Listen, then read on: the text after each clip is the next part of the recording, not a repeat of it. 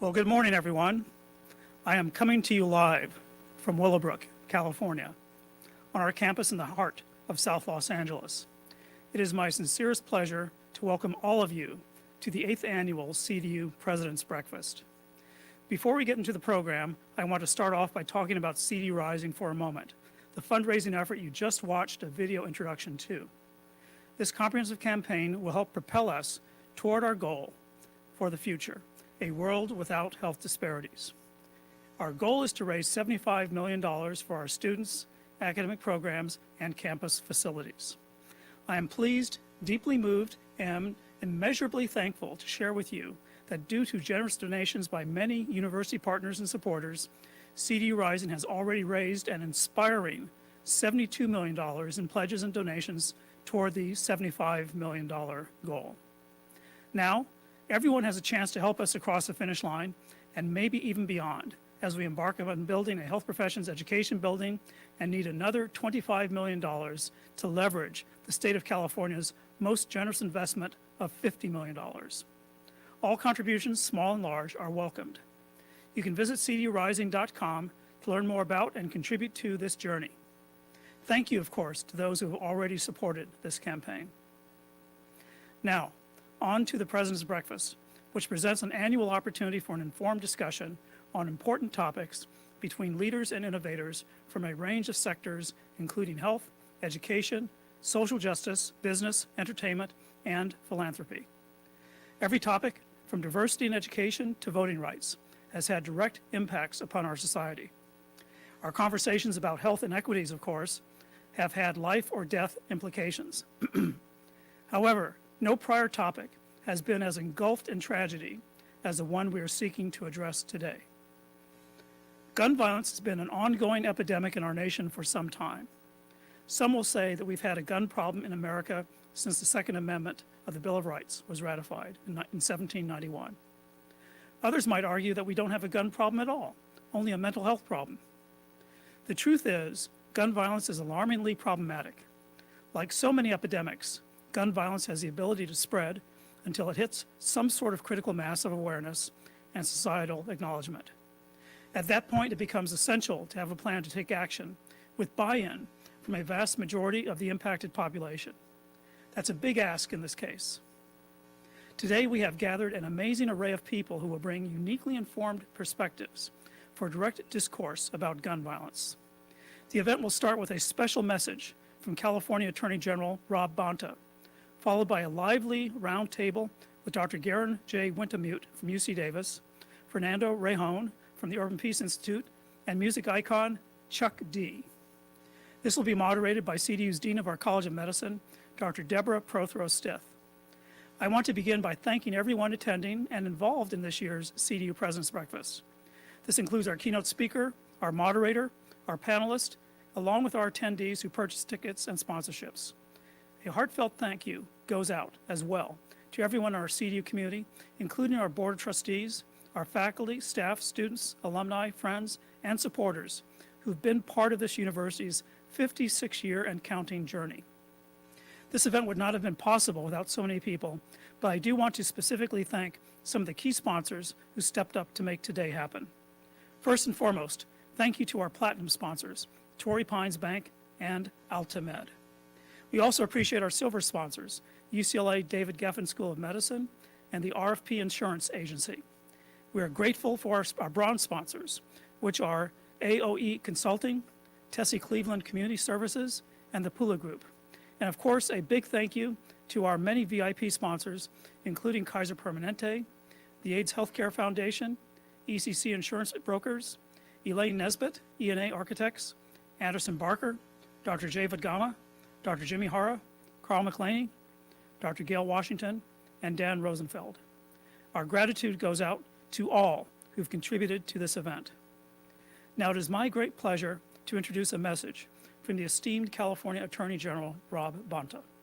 He's the first person of Filipino descent and the second Asian American to occupy this position. Attorney General Bonta launched the California Department of Justice's first in the nation Office of Gun Violence Prevention, a unit dedicated to developing strategies and working with stakeholders across the state to address the gun violence epidemic. Now, please welcome California Attorney General Rob Bonta.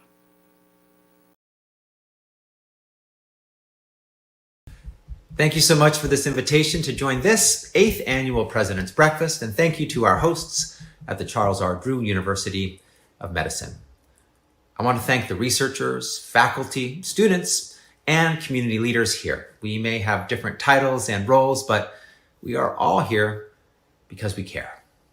Whether you're a researcher or a mom demanding action, we all know what's happening in our nation right now is unacceptable. Bullets fired indiscriminately, lives taken en masse on a daily basis. The pain feels particularly acute. Monterey Park, Half Moon Bay, less than 2 full months into 2023, there have already been more than 70 mass shootings. Every bullet has the power to leave a victim. And in recent days, what once felt like a flood has turned into an ocean of gun violence, pain, and heartbreak for survivors and their families. I lead the largest State Department of Justice in the nation as an Attorney General, but I approach ending this public health crisis as a father. A few years back, I'll never forget the moment of terror when my eldest daughter texted the group thread my wife Mia and I share with her from school to let us know she was in lockdown because of an active shooter. It's a text I know too many parents receive. For my daughter, thankfully, the man carrying the firearm never made it on campus, but the time it took to get the all clear felt like days. I'm thankful she was never directly put in harm's way, but so many other children in our communities, tragically, can't say the same. Our children deserve to grow up in a world better, safer than this. Not just in their classrooms, but in their neighborhoods, communities, towns, and cities. And they don't just deserve safety, they're demanding it. David Hogg was absolutely right when, on the day after the Parkland school shooting, he said live on TV, "We're children. You are the adults. Take action." California, that's what we do. We take action. When there's an injustice, a threat to public safety and public health, we get to work. That's why at DOJ, we've been leading efforts to reduce gun violence for years. We're defending our nation-leading gun laws, the ban on assault weapons, high-capacity magazines, and numerous other statutes on the books. We're taking legal action against firearm traffickers and ghost gun manufacturers and retailers. We're seizing illegally possessed firearms across the state.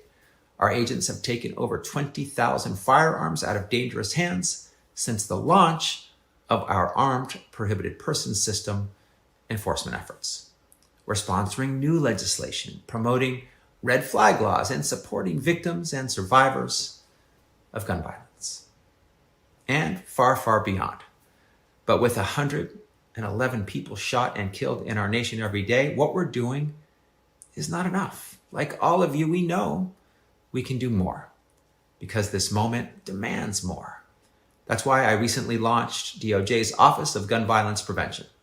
This innovative new office, the first of its kind at a DOJ in the nation, complements our existing robust efforts in the Bureau of Firearms and across our department. It will harness a public health-centered approach to reducing gun violence, expanding our lens beyond prosecuting gun crime to prevention, harm reduction, and maybe even culture shifting.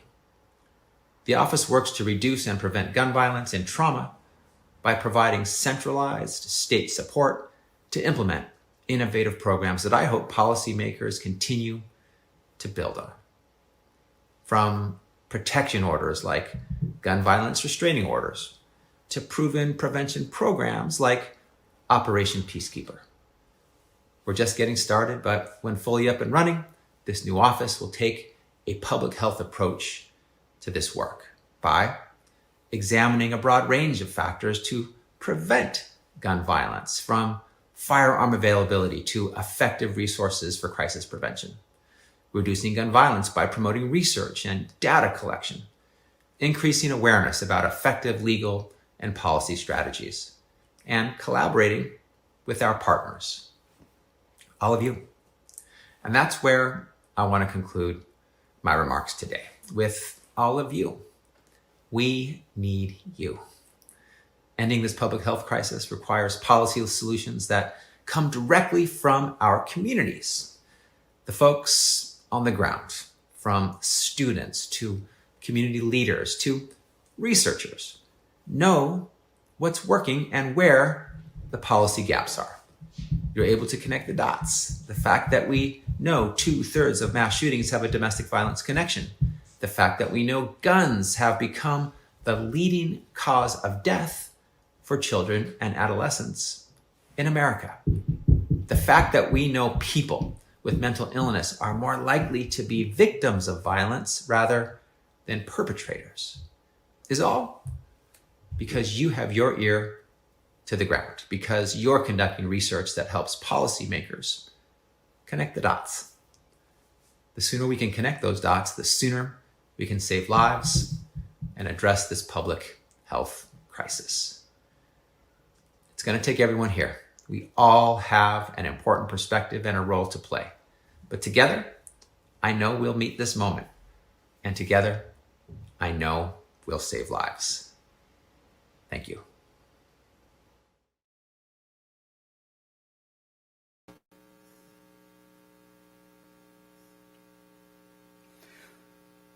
Well, we are most appreciative of Attorney General Bonta for providing the insight and point of view that only a state attorney general can offer. This has given us a great running start for the main part of our program today. Now I am particularly excited to shift toward the outstanding panel discussion we will be presenting to you. I will let our moderator introduce the compelling lineup of panelists, but first I get the great honor of introducing who that moderator is. Dr. Deborah Prothrow-Stith first joined the CDU family in 2016. She is currently Professor of Medicine and Dean of the College of Medicine at Charles R. Drew University of Medicine and Science. She has played a key role in the long-anticipated opening of the CDU four-year medical school program, which welcomes its charter cohort of 60 students this July.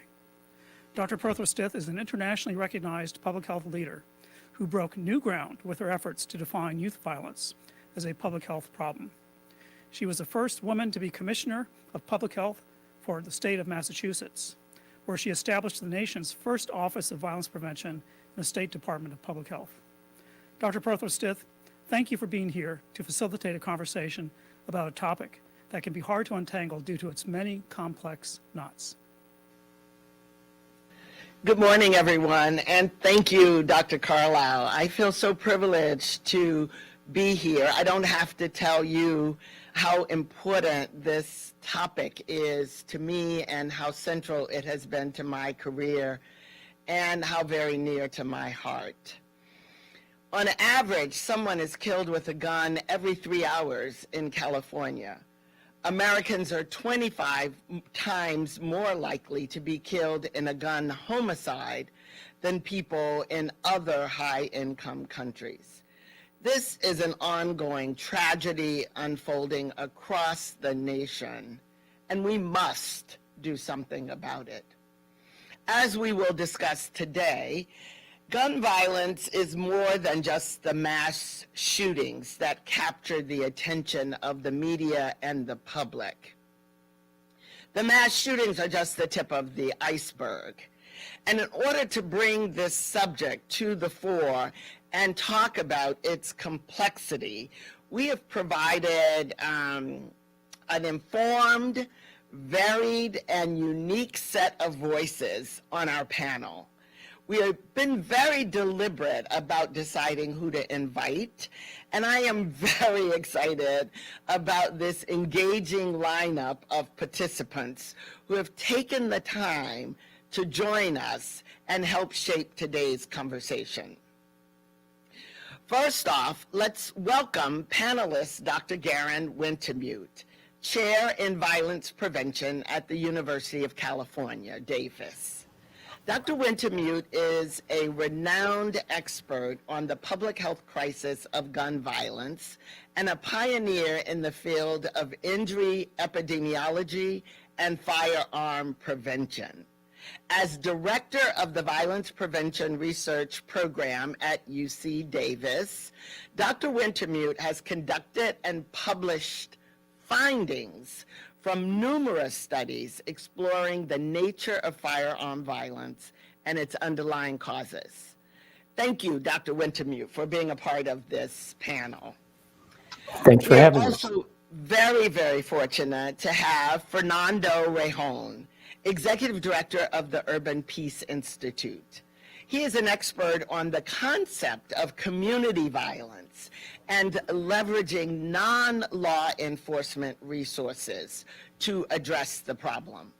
Over the years, Mr. Rejón has trained thousands of leaders nationally on the role of gang intervention and the development of non-traditional community safety and violence reduction strategies.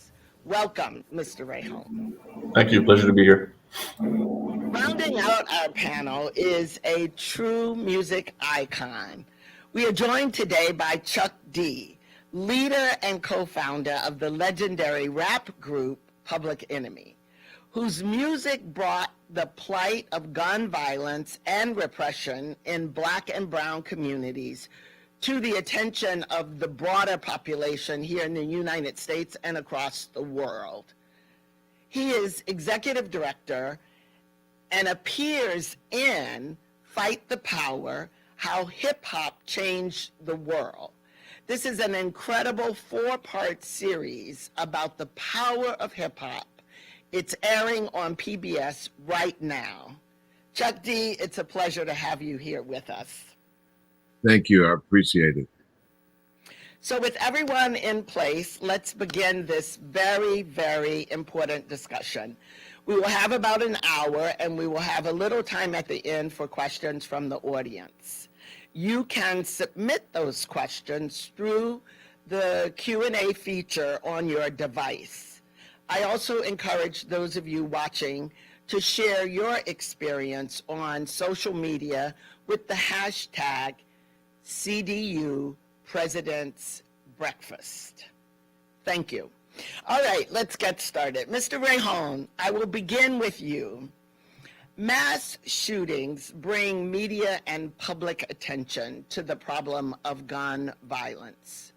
But these represent only a small part of the gun violence problem.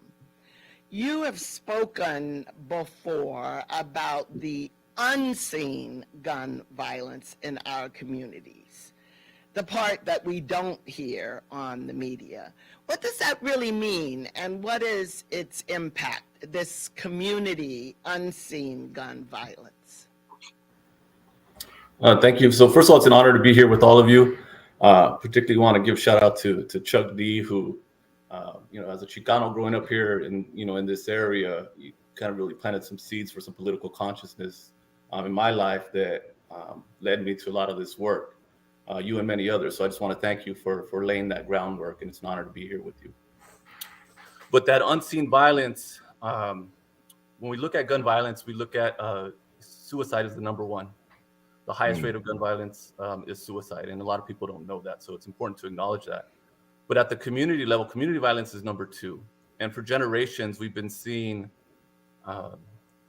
people in our communities, the most impacted communities, have been dealing with gun violence for generations, burying a lot of people who are gone too soon, due to a level of violence that many people have not paid attention to. Even within the larger gun safety movement, the focus was always on changing the laws around guns. However, how guns were impacting folks at the community level didn't matter for a long time. Now we're shining light on it, and it's been going on for a long time. Especially in the 80s, the crack cocaine epidemic, the access to more lethal guns. But we're seeing across the country with not only mass shootings, which are a tragedy, but the mass shootings that happen every day. In LA, there could be 3 or 4 shootings in one day that go unseen. And that could happen in Newark, New Jersey, Chicago, happen in DC. when you start adding those up, there's tragedies every day that our communities are experiencing. And that for me is the unseen violence. And that's one of the things that we're shining the light on. And now at the federal level, state level, into the local levels, and then at the community level, folks are waking up and saying, we can do something about this. This public health emergency, this is a public health emergency that has been overlooked. Just like we looked at COVID and it's an emergency, all hands on deck, get PPE out, give people stipends, to help them. We need to address safety and violence, community violence at that same level, all hands on deck. Let's focus on transforming our communities. I think we're all pseudo public health experts after the pandemic. We know more about public health than we ever have in our lifetimes. And now we have to look at violence in the same way and approach it as an all hands on deck approach, as an emergency, because our children have been dying for generations. And for us, enough's enough. And now's the time to transform how we see our communities and how we address violence. Thank you. Thank you for your work as well. This is important, the work that you do and that you're here with us. Dr. Wintemute, for decades, you've been involved in looking at violence as a public health problem. What makes it a public health problem? What makes it an emergency? How far have we come? What role can the health professionals play in this? Give us your thoughts about the progress over the decades.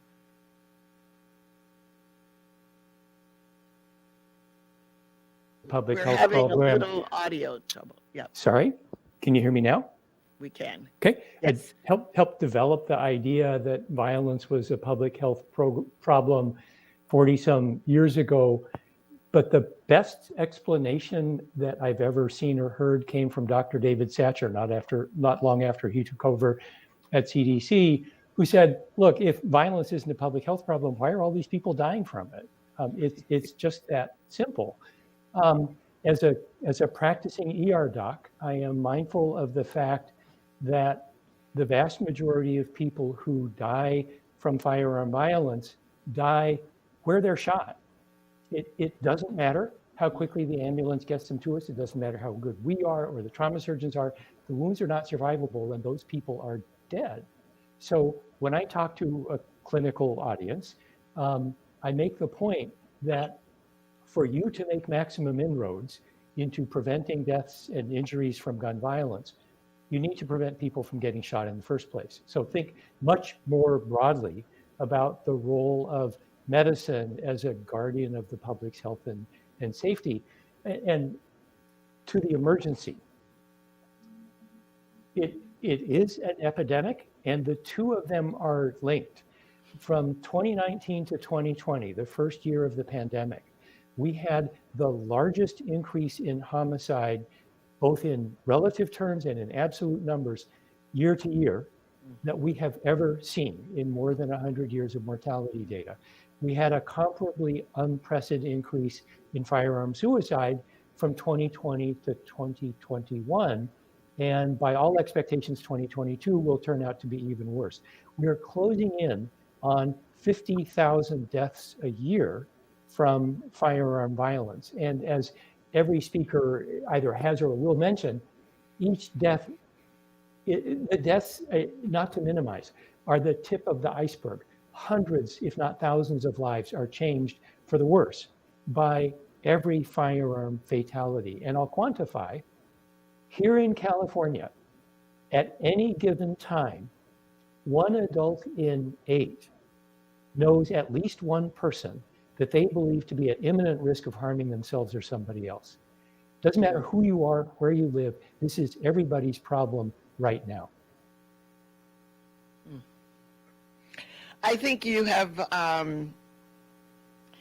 really helped us understand, not only with your use of epidemiology, this problem, but the way you've contextualized it in your publications and in your work. Thank you for that. That is very, very important. My next question is for Chuck D. Your current series on PBS really helps us understand how hip hop shines a light on racial injustice and social injustice in the United States. And that's clearly related to this issue we're discussing. Tell me a little bit about how you think celebrity culture in general, but music in particular, can help us understand as well as prevent. Well, thank you, Dr. Deb, if I could call you that. Please do.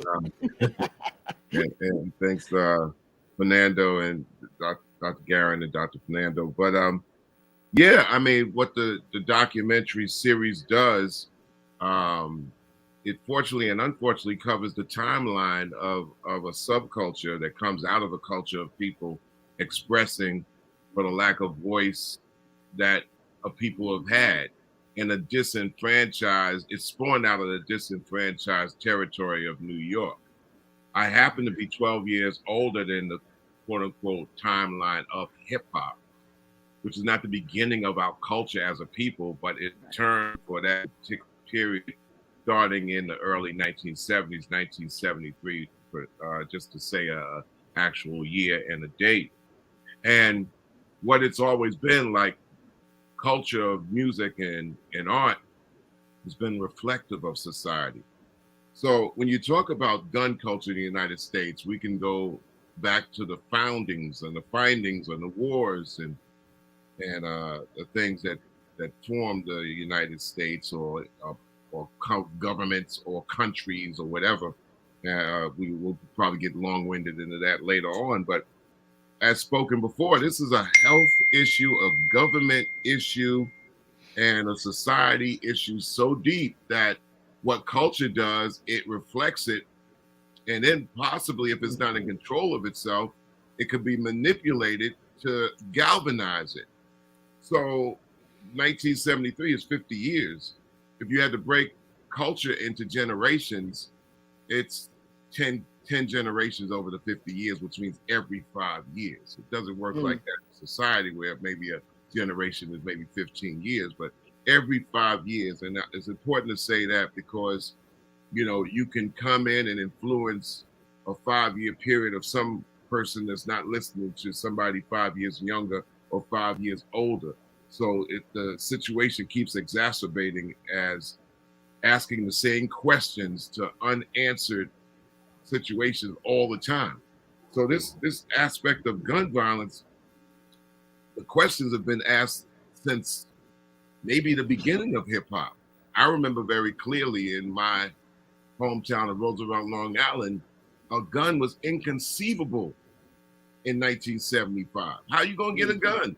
You know, and this is 1975. I'm 15 years old. Not like I'm 2 years old. It's like inconceivable.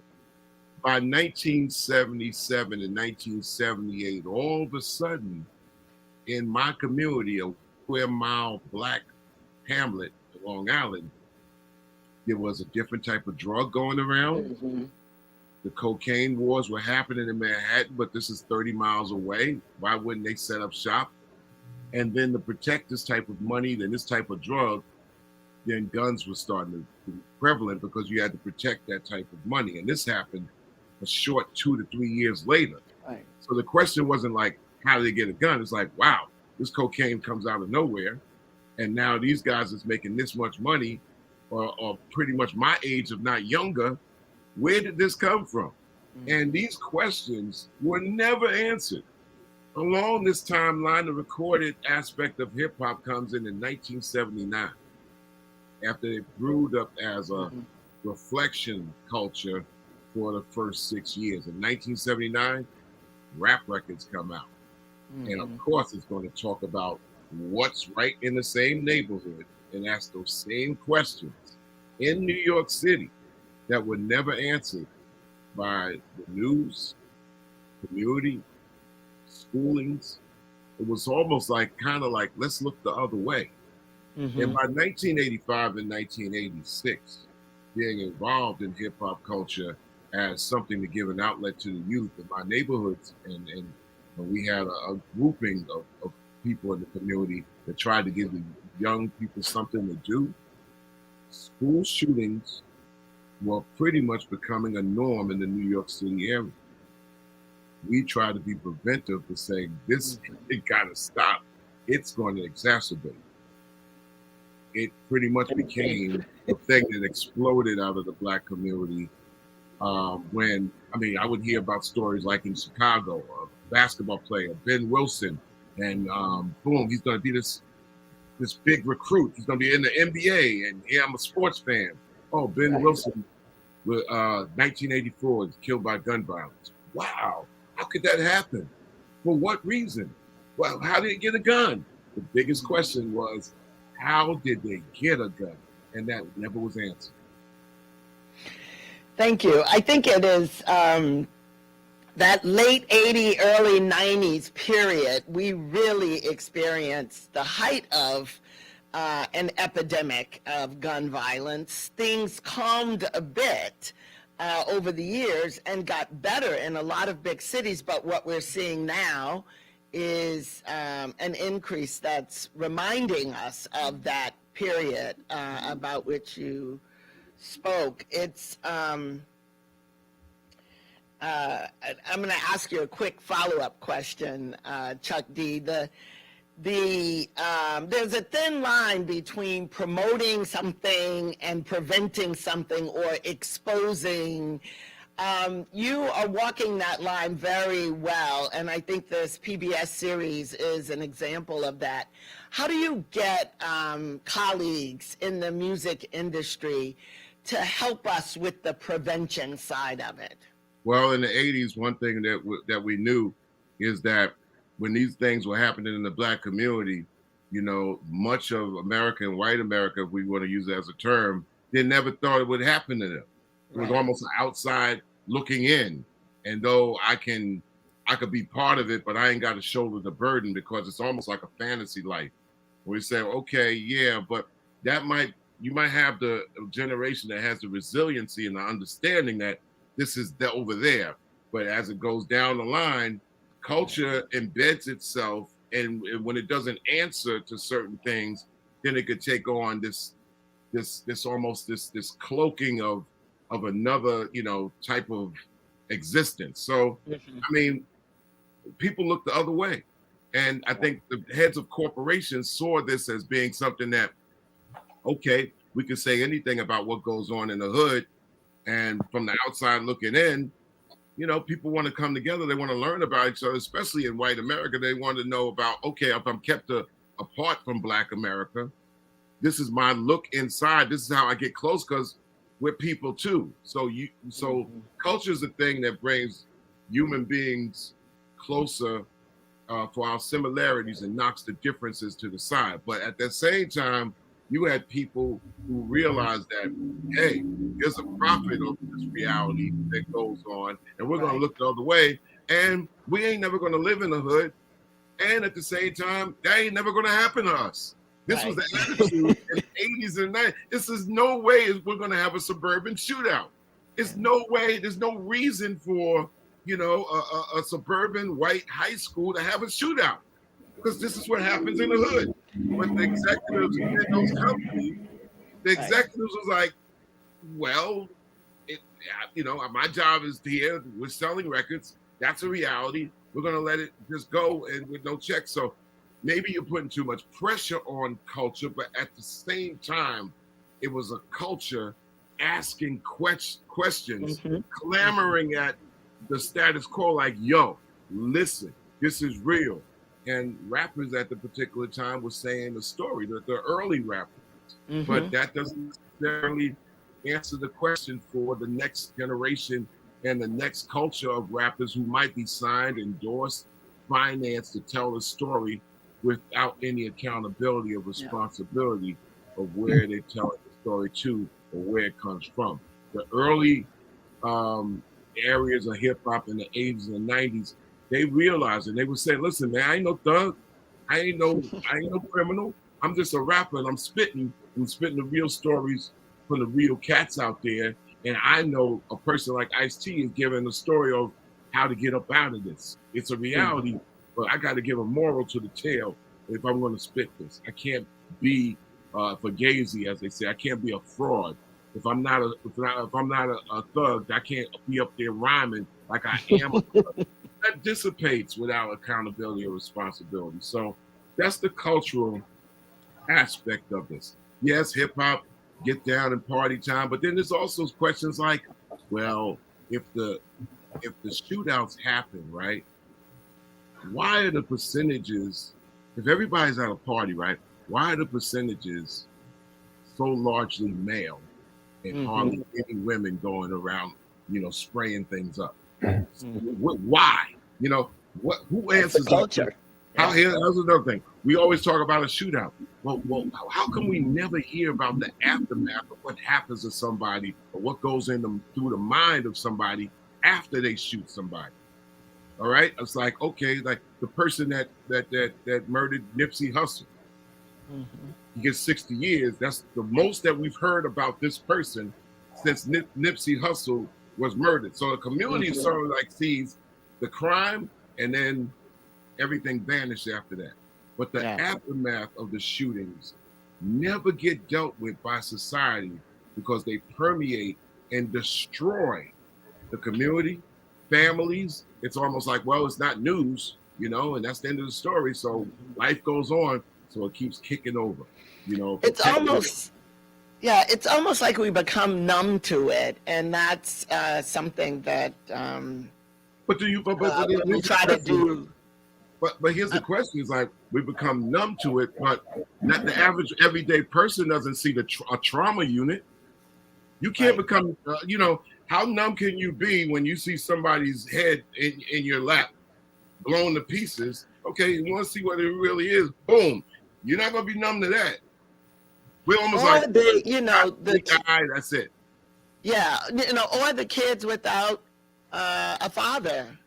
And I mean, there's the not so glamorous aspect of it. This part of it actually leads me to the next question. One of the ways that society has not really dealt with this is to pretend it's over there, to ignore it, some of the things that you just mentioned, Chuck D. But this question is for anyone on the panel. Another thing that we often hear is it's not a gun problem, it's a mental health problem. And I want to know, I see, Garen, Dr. Wintemute, you're kind of chuckling at that. What's your response to that? Yeah, so that's the chuckle of derision that you saw there. Less than 5% of interpersonal violence, what we're focusing on at the moment, is attributable to poor mental health or mental illness. People who are mentally ill are much more likely to be victims of violence than perpetrators of violence. As an ER doc, I see this all the time. It's different for suicide, which we need to keep on the table with us. There, mental illness is a huge risk factor. 40 to maybe 70% of suicides involve mental illness. But I have to say this, as that issue has played out politically and socially, it has been used to deflect attention from the common denominator, the thing that makes the United States exceptional with regard to with regard to violence, which is our access to a technology that changes the outcome. People like Chuck in his music are saying it's the guns, stupid. But on the other side are people who say no, it's anything but the guns. And that, to me, as a researcher, as somebody who is driven by data, that last position is simply not defensible. Another area that really is sort of a focus area, even though a lot of the violence has nothing to do with gangs, this issue of gang violence. Mr. Rejón, tell us a little bit about the role gangs play, I would say, in the problem and in the prevention, if you will. Yeah, I mean, gangs is really like an outdated term these days, but I mean, a few cities use it. I mean, LA still uses gang. We use gang intervention, but the gang structure. So one, it was a label that was put on social clubs, neighborhoods, barrios, to say, hey, okay, you're a gang, and to really stigmatize with racist connotations. That's like the history of that term. That's a law enforcement term that was imposed on communities. And so if we look to the origins, really, what are the problem with gangs? So law enforcement will say criminality, but then in the community will say violence. If gangs weren't violent and there, was not a high level of criminality, folks will say those are the young people that grew up in our neighborhood, right? And so we have to look at it and switch the frame, not further criminalize people and pathologize people, and really say, hey, we need to look at this in a different way and start to look at root causes that generates violence, that generates lack of access to resources. When we go to cities across the country, the whole structure, gang structure, has diminished. It's breaking down smaller and smaller to where it's getting more towards personal disses versus turf. It's getting to, from maybe instead of the drug trade to, you diss me on social media, right? And I think that's where we're going to be behind the ball if we don't start getting in touch with the reality of how violence manifests in our communities. It's not always the same. We have to change the frame of how law enforcement looks at this. And I think the public health approach is really helpful in that, to understand this as an epidemic and an emergency that says we need to do something different. We cannot arrest our way out of this. Locking people up does not work forever. In a short amount of time, you can calm a community down by locking up the people that are out there shooting. You'll even have some of the gang members say, hey, this dude needs a timeout because he's out here creating havoc. And that's real. That's but real. You have to be able to address violence in a different way. We're not going to eradicate community violence by attacking gangs and incarcerating everybody. We've been through that. Operation Hammer in LA. That doesn't work. What they're doing in El Salvador right now, locking up like 50,000 gang members. Some aren't even gang members. Some are just brothers and sisters of folks, right? And so that strategy does not work.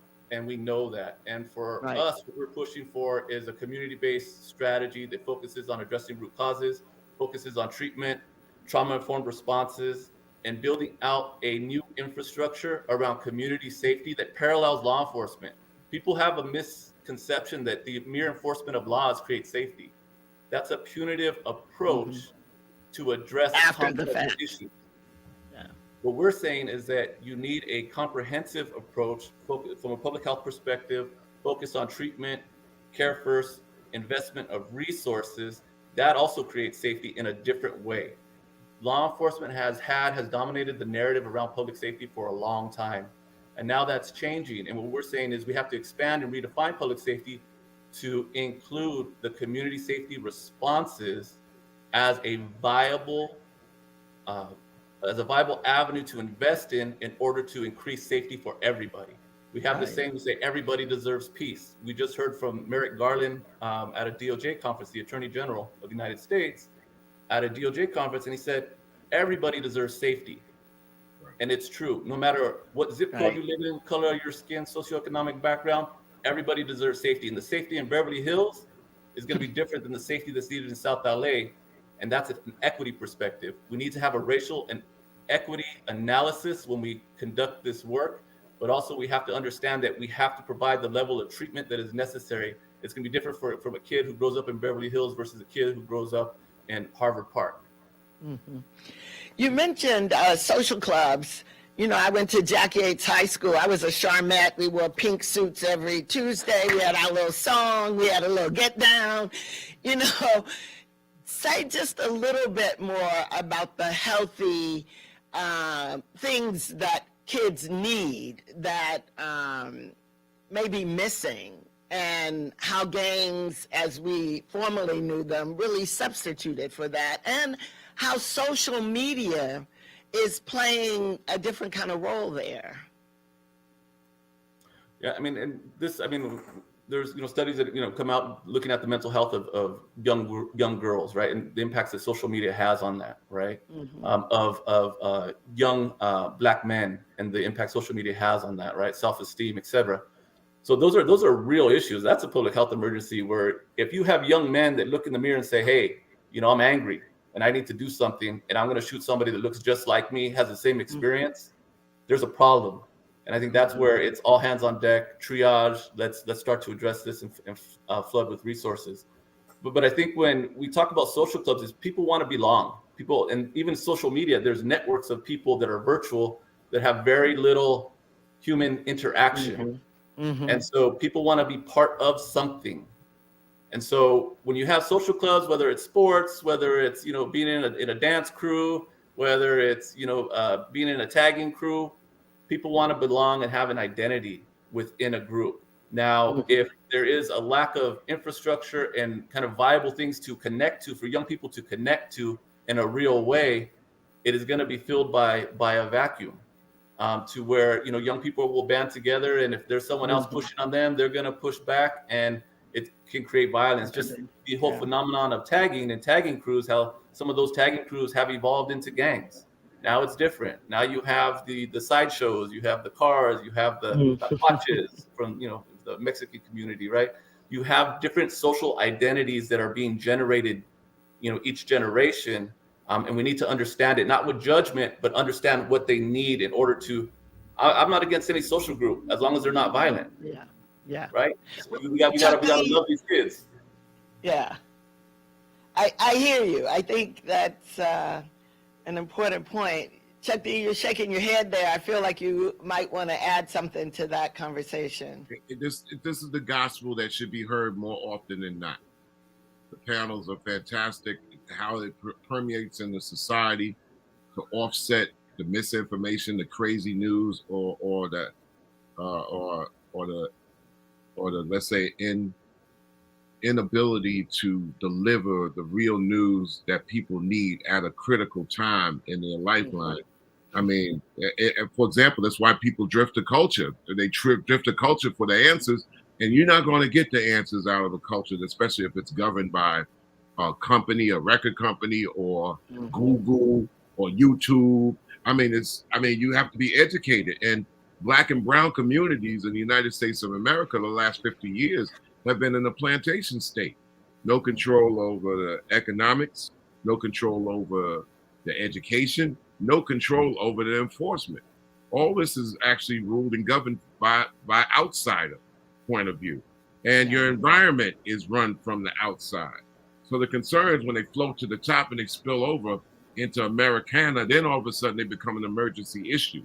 And when you don't have control over your community and you're in a plantation state, that means you don't have control over your realities. And if you don't have control over your realities, the fantasy world becomes bigger. It looms larger. It might actually wear the outfit of culture to actually be the number one voice to a person that might have low self-esteem or mental health challenges. And then when you don't have your reality, so the fantasy world takes over. And it used to be like reality would be able to be reflected by artists, but now it's like will rule as I can make it up and you might even believe it's true. About the engagement of enforcement in the community, my dad, who was born in 1938, he's passed 7 years since. He's born in 1938 with my mother in Harlem, and my dad would be very specific when he talked about policing when he was growing up in Harlem, black and brown area. And he said, you know what? Police used to walk the beat.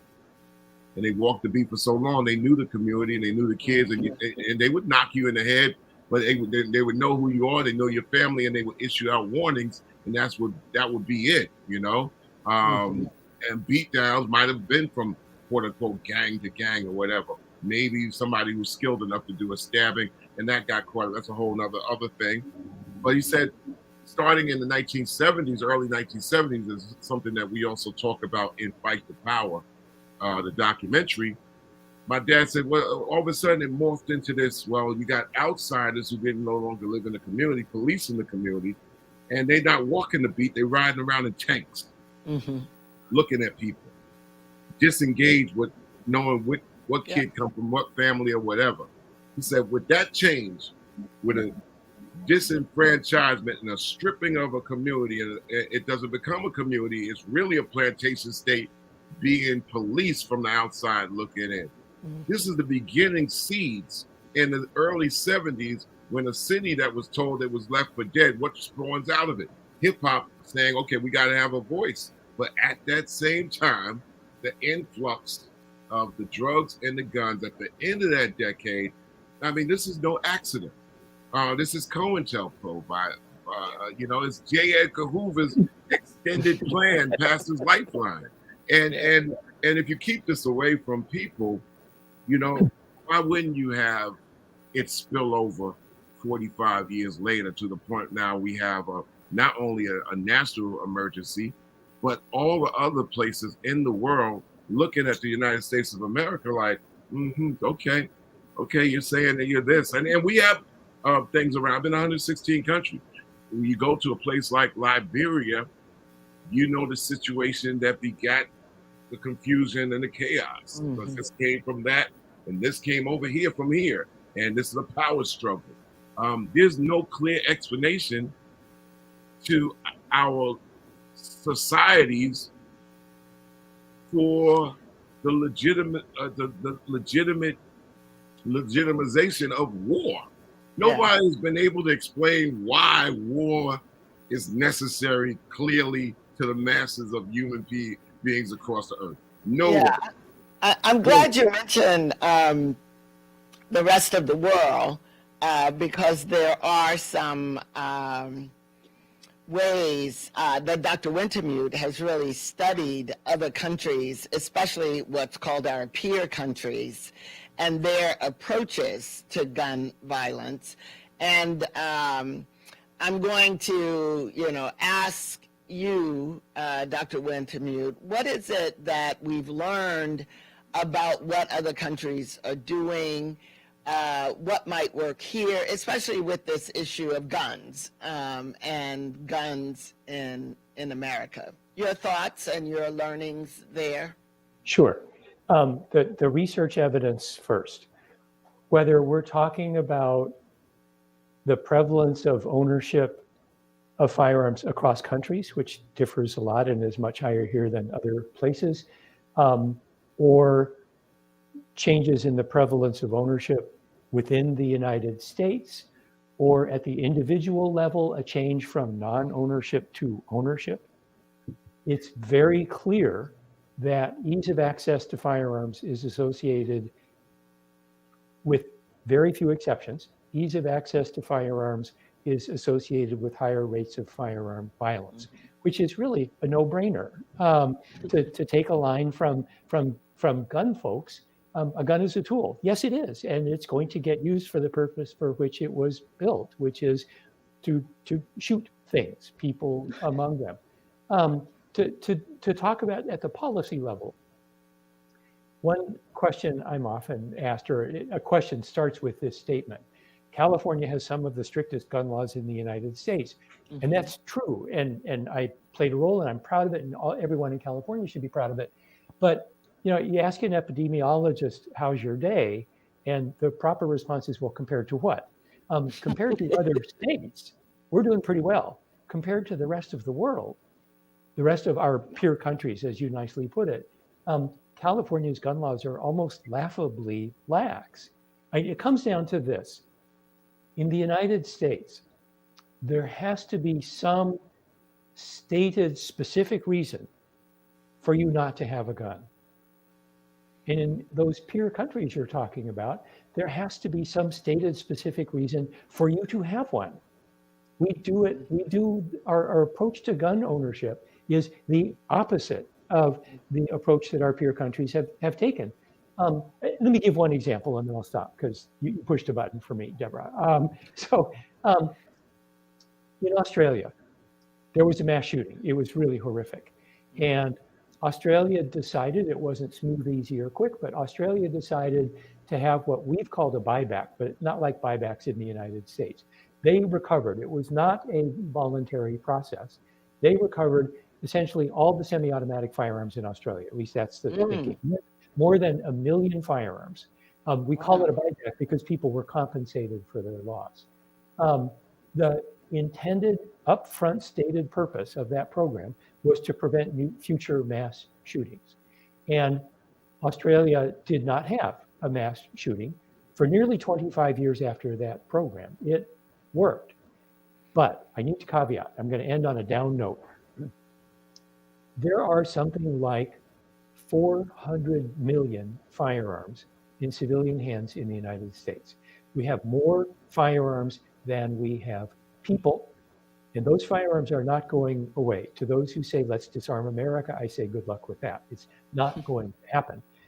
We are dealing with harm reduction, but we know from other spheres of public health that harm reduction can be a viable strategy. And I will close with this: California's gun laws. If the rest of the country had California's gun death rate in 2020, when our gun death rate went way up, as did the rest of the country's, if the rest of the country had California's gun death rate in 2020, we would have saved nearly 16,000 lives in that 1 year, more than 1,500 in Texas alone. So to the people who say gun control doesn't work, it's anything but the guns, my response is, so does the lives of your fellow citizens just not matter to you? So let's follow up to that, just as a follow-up to you. What specifically in the California laws do you think would assist with at least lowering the rates in the country to where our rates are? Good. So thank you for that. A similar question I often get is, what's the one thing that we should do? And I chuckle and say that's actually a trick question, because the thing that we should do and are doing right here and now is take a public health approach to gun violence. And one of the things that the public health approach teaches is when you're dealing with a complex epidemic, you don't do one thing, you do a whole lot of things at the same time. So here's some of those whole lots of things. We do all of these things, everything I mentioned. We need to have a background check for every purchase of a firearm. Arguably, there should be a permitting process as part of that background check.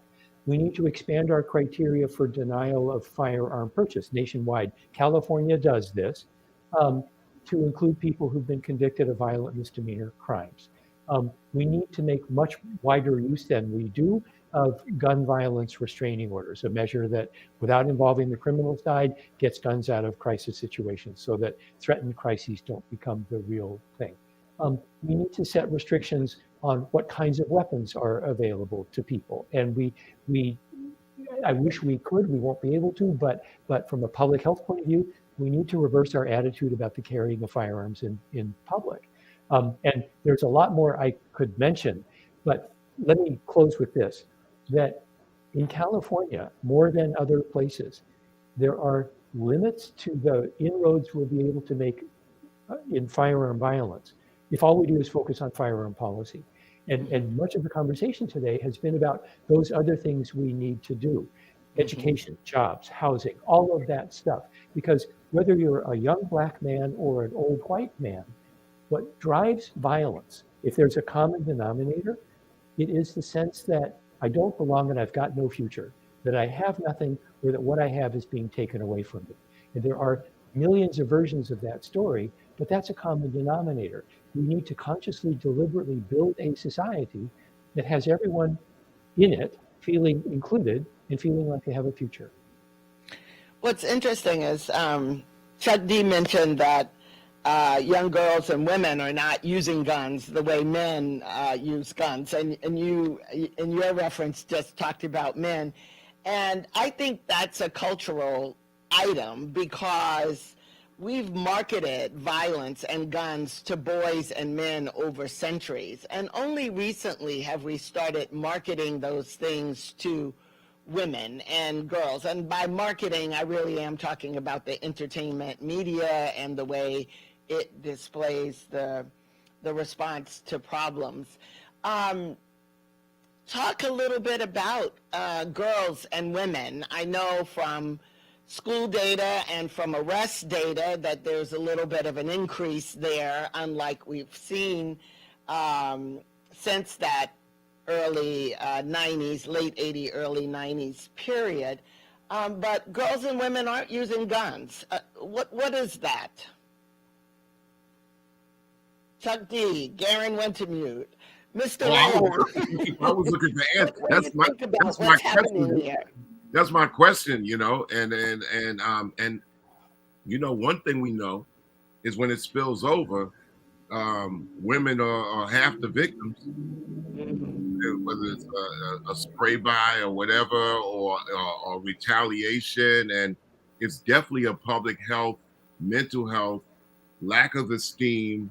I've gotten my manhood through some other apparatus, and might have gotten my manhood, you know, on Instagram or whatever, and it's playing out into a weird reality.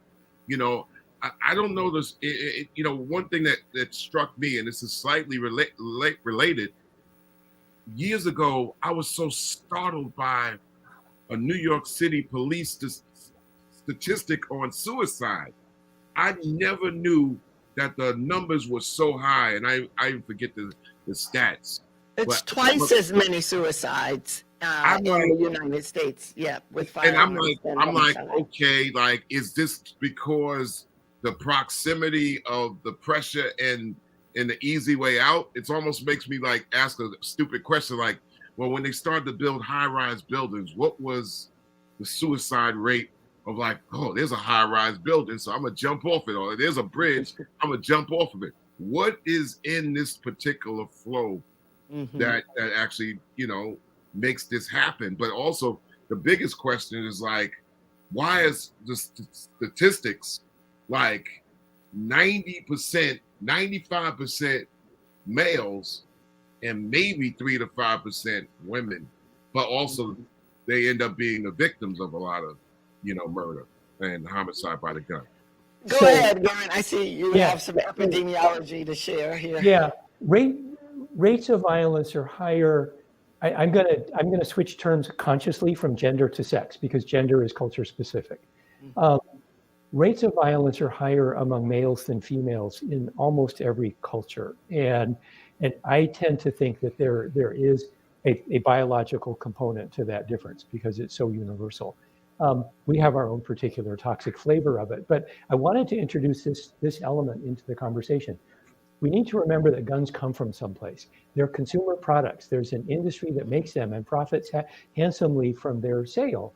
And that industry has been trying to market firearms specifically to women, not just to men, for at least 35 years. Like cigarettes? Like back in the day with cigarettes? Oh, yeah. They took their cue from cigarettes. They had the exact same public relations firm that said to tobacco, hey, sell cigarettes to women, came and helped the firearm industry figure out how to sell guns to women. We talked today about 3D printing of guns. 35 years ago, almost, there was a company in the LA area that had a plan to make plastic guns by injection molding, the old technology, that, and I'm quoting them here, that were dishwasher safe and came in an array of designer colors. They didn't get off the ground because those guns were also undetectable, see airport security, etc. But there were pink guns. I've got photographs from gun shows of tables full of guns in female colors. What's changed is women resented that. They thought they were being sold down to, if you will. So the industry pivoted and has changed from developing products for women. They do still develop products for little kids, downsized ARs and stuff. But they have found ways to market to women, particularly women as heads of household, in a slightly gender different, more gender specific way that they've long marketed to men as heads of household.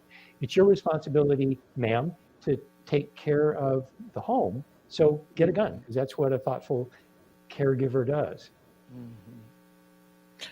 Mr. Rejón, you've heard a little bit about this discussion of girls and culture. I'm interested in how that's playing out in your work on community violence and the non-law enforcement strategies. What are you seeing, and how is that prevention work impacted by girls and women? I mean, I think it's important to note too, is when we look at intimate partner violence, that women lose their lives at a extremely high rate. Here in LA County, I think last month there were 3 women that lost their lives in domestic violence. So we have to understand that, and that's not necessarily, some people say, oh, that's gang related or anything like that. Sometimes it's just love triangles, and then they get classified as gang related, right? And so. I think that's important to know. But I think gender-specific services are important as we are looking at the larger kind of aspects of community violence and the role that young women have played in it, or even continue to play in it. There's even all-girl gangs, and I think young women are becoming more violent in certain situations. So I think that there has to be outreach to, of course, the young men, because it's so prevalent, but it's also we can't discount the gender-specific services, the young women in our communities that are going to need that support. That might be dating someone who's violent. We have to be able to reach out to them and not overlook their needs, because I think we're missing something. But I did want to just mention that there was a report or story that came out in the LA Times like 4 or 5 years ago. And it looked at mass shootings. And what they found is that when there was assault weapon, and this, I mean, it's common sense kind of, but what they found when they did the study was that in mass shootings where assault weapons were utilized, the carnage was higher, greatly higher, versus when handguns were used. Right. And when we look at this in the streets, is, for example, Chicago, it's kind of minimum 33 round magazine. Minimum in a fully automatic handgun. Fully automatic handguns, you're going like this because it's so hard to control. Assault rifles in the streets, because you can go across to Indiana and no questions asked, buy a gun and bring it right back to Illinois. Or you can go outside of the city limits. And Illinois is starting to change its gun laws, where you have California where the gun laws are stricter. I mean, I guess typically you could go to Arizona or Nevada, but there's still, handguns, 10-round magazines, right? So we have to also look at that. And then, I'd be remiss if I didn't mention that you have to look at the supply, right? So some of our gun safety partners were talking about, there's only like 5% of gun distributors that you can trace all these guns to that are used in the commission of crimes or murders. So we have to look at that as well as the industry, just like the cigarette company, right? Or the beef industry. Or the beef industry, right? It's the same thing. Is how public health address seatbelt laws and smoking. Right. We need to address gun violence in the same aggressive way with public service announcements, investing in young people, and flipping the script in order to transform the culture of gun violence in our country. Well, it's interesting to me. One place where I'm optimistic is the ban that we had as a country on assault weapons from 1994 to 2004. And we can do that at the very least again, I would think. But we do have to, as you say, flip the switch on this and really figure out how to get all the forces toward prevention. We're running toward the end of our show. I see your hand. We have a couple of questions from the audience. Why don't I read those questions, and then we'll go to you, Chuck D. You can make your comment and then give us your responses to the questions. So one question is, I'm sorry. Afterwards or right now? As part of your response. So I'm going to ask you to do it all. Yes, ma'am. I can do that. So one question is, I beg to differ. Too often people resort to crime as a result of lack of resources.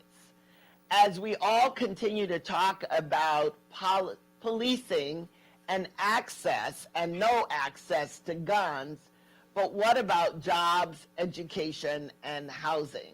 So let's put that in the mix. We'll go to Chuck D and let everyone take a bite of that question. No, I'm gonna defer this. I'll count that. I can connect the pedal. I saw Dr. Jaren's hand up. So I'll be really brief then. I don't see a difference. I think the questioner is exactly right about focusing on all of those things, and I think each one of us has made that same point. Yeah, guns are a tool. Enough said for the moment.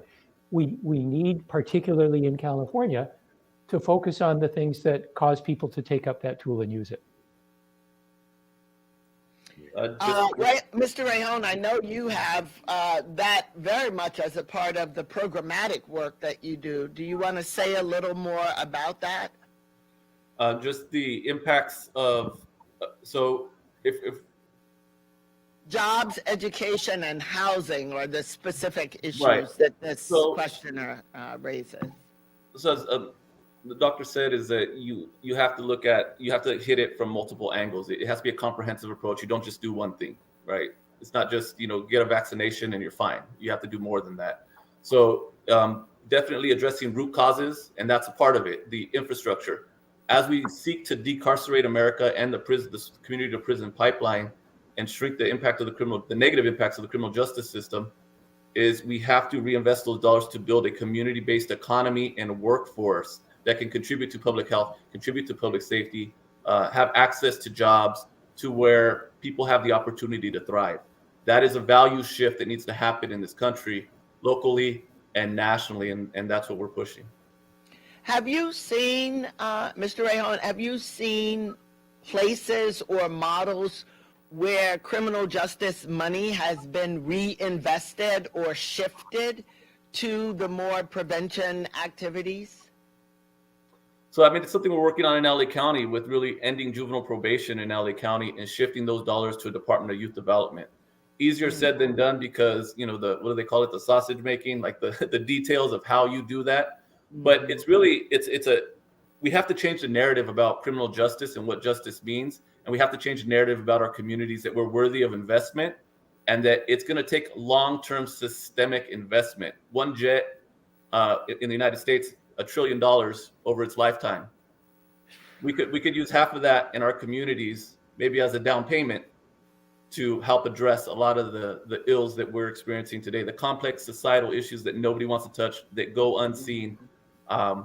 We need to leverage those dollars to build out a new system that is going to benefit not just our communities, but all communities in the long term. One way or the other, our kids are going to get our money, our time, and our resources. It would be much better for us to put them up front than to have them at the end in the punishment system. So thank you for your work handling that. The next question we have is, in what ways can we as leaders proactively approach our communities in an attempt to help eradicate community violence? So what's the role for leadership? Chuck D, I think we're going to go to you to start this one. I think number one, you got to put your pressure on your government, your local government. The community, if it's together, it could put pressures on the government for what it needs. But it's been a plan to keep the communities scattered and almost at the knees of government, asking instead of saying, this is what you'll need to do. And I bring this up as a case example. And I'm pretty sure Dr. Fernando and others on this panel even listening, I was totally surprised by April of 2020 when this government said, you will stay your ass in your house because either if the virus don't get you, we will get you. And even the most thugged out, whatever people that I've known, they was inside the crib for a whole month. I never thought that would happen, which shows you that government, when it wants to really get to it, it can make anybody do anything it wants to. But do they really want to make it happen? And where's our pressure on government?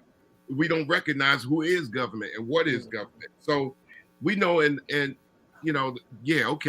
a difference between somebody who wants to get somebody back, individual, or as opposed to somebody who's disoriented and downtrodden on social media that wants to get the world back. we know that white America ain't ever gonna give up its guns. So stopping people from getting guns, like Dr. Jared said, probably ain't gonna happen.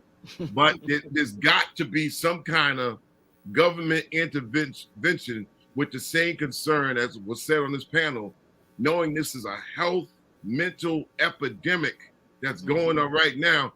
You got to figure out how you made people stay in the crib in April of 2020, the same way you could talk about eradicating most, if not all, of these guns. You could make it, if you made people stay in the house for a month, I'm pretty sure something could pop up to finding out, okay, there's 5 gun companies. We're going to have to expose each one of y'all to the world and to this nation of who you are and where you live. You got a social security number like all of us. You don't want to have to let everybody know that you are individually responsible for putting a gun in the hands of many people across this country. To me, every source has its seed. And the seed of this got to be traced in order for the beginnings of eradicating an epidemic and a problem that really seriously won't get better overnight. It will get worse.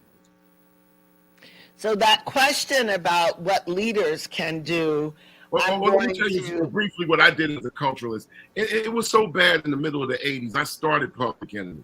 Our logo was a black man and a target. That wasn't like we were shooting ourselves. We was targeted by the system, even to the point of killing ourselves. We started out with the S1W, security of the first world. We said, well, the guns out there and gun culture and gun nature's out there. We're going to appropriate a little of it to wean people out of it.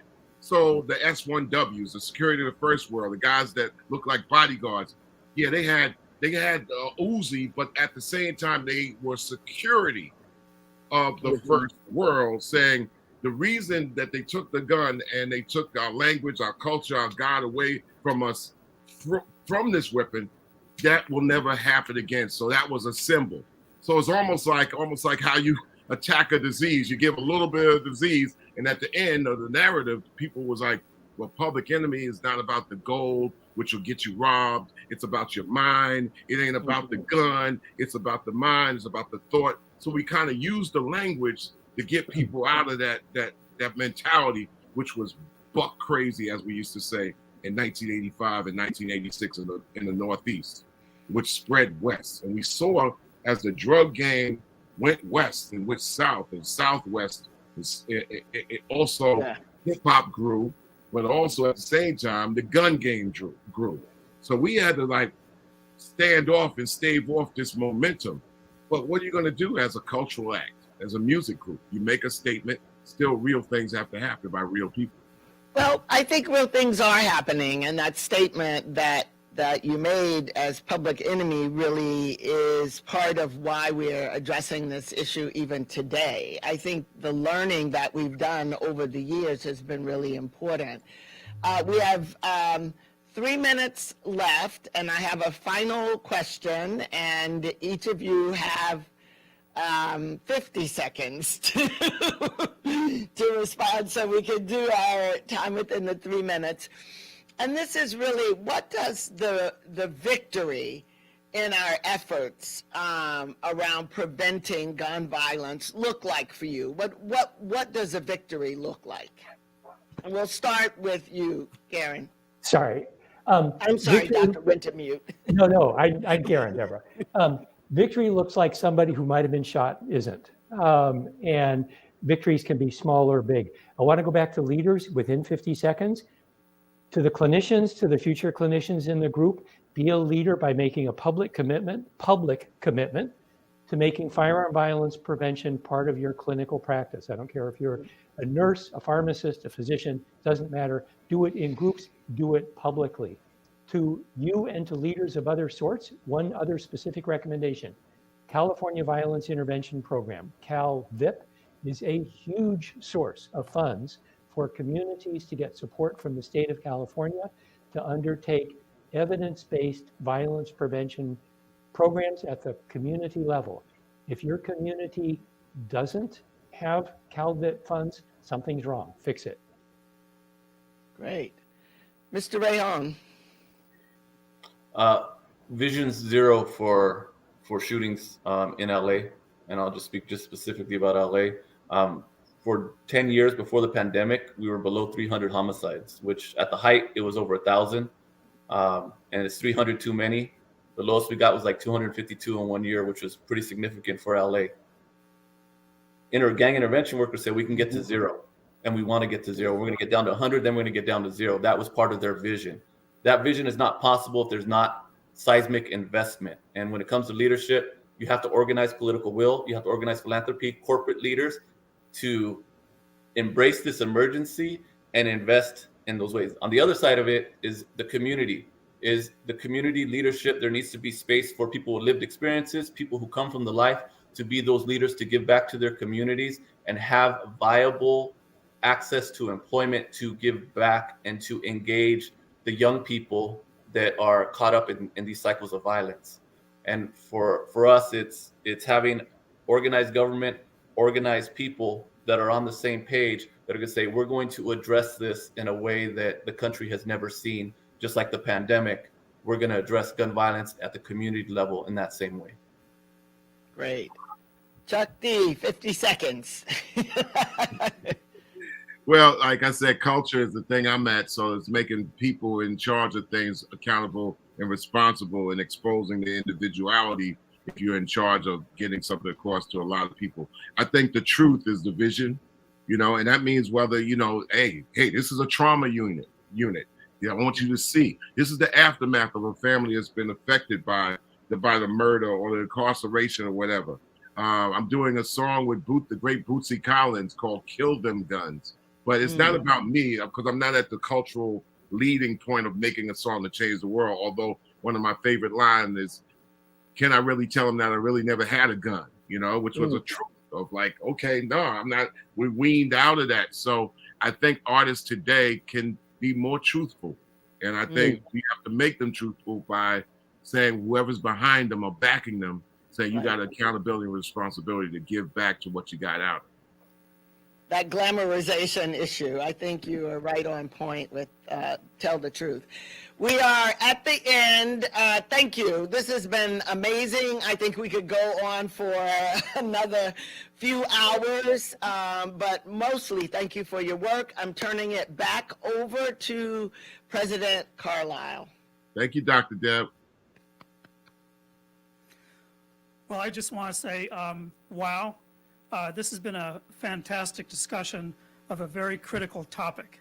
I just want to say thank you to Dr. Deborah Prothrow-Stith for moderating this thought-provoking discussion. I want to say thank you to each of our panel members, as well as Attorney General Rob Bonta for his earlier remarks. I'd be remiss in not thanking all of you in the audience as well, as you've been working behind the scenes, those of you before and during this event, to bring it to fruition. And finally, thank you to all the supporters, donors, and sponsors who stepped up and continue to step up to fund these programs in particular, and our mission in general. I also just want to say thank you to Charles R. Drew University of Medicine and Science. I'm very proud that our institution is in a position to offer this panel discussion on the critical topic to you. So again, thank you to all of our supporters. I just want to mention that we offer free community forums on an ongoing basis. You can look them up at our website, www.cdru.edu/community forum. Again, thank you, everyone. We will see you next year at our next 9th annual CDU President's Breakfast. Have a great day. Take care.